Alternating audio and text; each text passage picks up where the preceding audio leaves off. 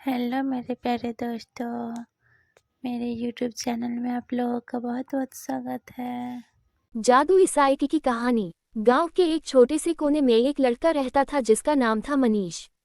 मनीष का सपना था कि उसके पास एक साइकिल हो जिससे वह स्कूल जा सके और गांव के आसपास घूम सके। लेकिन मनीष के परिवार की आर्थिक स्थिति ठीक नहीं थी, इसलिए ये सपना पूरा करना आसान नहीं था। मनीष अक्सर गांव के चौपाल में खड़ा होकर दूसरे बच्चों को उनकी साइकिल पर खेलते हुए देखता और मन ही मन सोचता, काश मेरे पास भी एक साइकिल होती।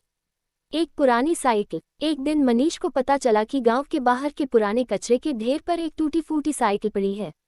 वह दौड़कर वहां गया और साइकिल को उठाकर घर ले आया।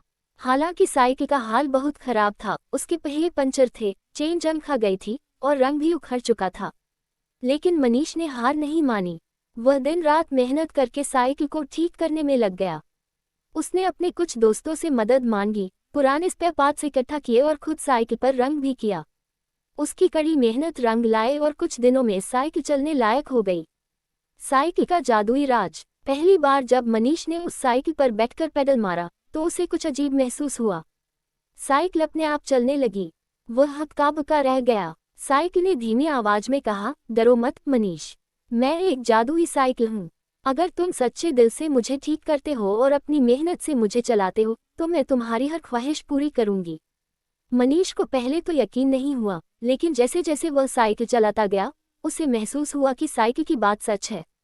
उसने सोचा, अगर यह साइकिल सच में जादुई है तो मैं इसका इस्तेमाल अच्छे कामों के लिए करूंगा। जादुई साइकिल का कमाल। अब मनीष ने साइकिल का उपयोग गांव वालों की मदद करने में शुरू कर दिया।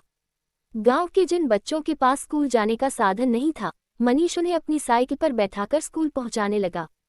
अगर किसी को डॉक्टर के पास जाना होता तो मनीष उन्हें अपनी साइकिल पर ले जाता। धीरे धीरे साइकिल गांव वालों के लिए किसी वरदान की तरह हो गई। एक दिन गांव के पास एक बड़ा तूफान आया।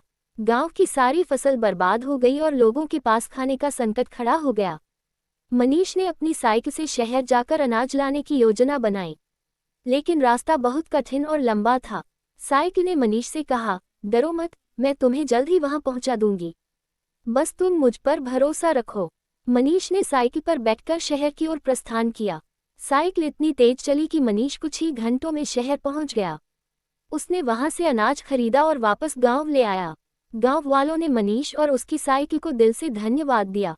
सच्चाई का महत्व। जादुई साइकिल ने मनीष को सिखाया कि सच्चाई, मेहनत और दूसरों की मदद करने से ही असली खुशी मिलती है।